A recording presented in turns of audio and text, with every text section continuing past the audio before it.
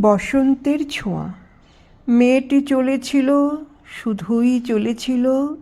শেষ বিকেলে সূর্য ডোবে ডোবে। জীবনের তার শেষ দিন, তাই জীবনের কথাই চলেছিল ভেবে। মন স্থির তার, মরেই সে যাবে।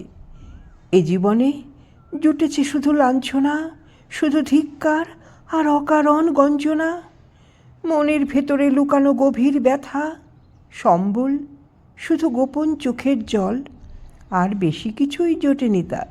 অপরাধ সে স্বজনহীনা আশ্রিতা। নির্জন ছায়াঘেরা পথ ধরে যেতে হবে আরও অনেকটা দূরে, সেই অজানা অচেনা নদীর তীরে। ক্লান্ত অবসন্ন শরীর, শিথিল চরণ, তবু থামে না সে, থামা চলবে না।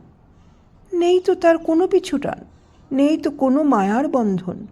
চলে যে সে যাবে, তবুও তো কারো চোখ দুটো উঠবে না কো ভিজে। তবু কেন শুধু শুধু বেঁচে থাকা, অজীবনের পথে অকারণ ছুটোছুটি। শুধুই এগিয়ে চলেছিল মেয়েটি। হঠাৎ ভেসে আসে মিষ্টি বাতাস, দেহে মনে একটু ভালো লাগা, জড়িয়ে আসে গভীর আবেশ। চোখ যায় শিমুল পলাশের বনে, রাঙা ফুলে ছেয়ে আছে গাছেরা। হাওয়ায় মাতাল কৃষ্ণচূড়া ফুলেরা ঝিরিঝিরি কাঁপে বাতাসের দোলায়। চাপা পড়েছিল সব ভালো লাগা চার দেয়ালের মাঝে পড়ে থেকে। বহুদিন হয়নি চোখ মেলে চাওয়া, দেখেনি সুন্দর এই পৃথিবীটাকে।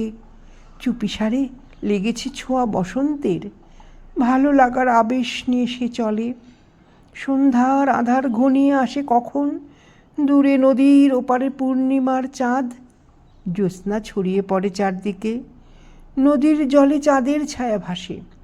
মাঠের পাশে রেললাইনটি ধরে ছুটে চলে লম্বা এক রেলের গাড়ি। উপরে হেলিকপ্টারের লাল আলো, ভাবনারে এলোমেলো হয়ে যায়। মধুর আবেশে মন দেয় পারি দূর কোন অচিন দেশের পথে। দু চোখ ভরে দেখে পৃথিবীটাকে। বসন্ত দিয়েছে নাড়িয়ে মনটাকে। এ দেখার শেষ নেই, বড় সুন্দর।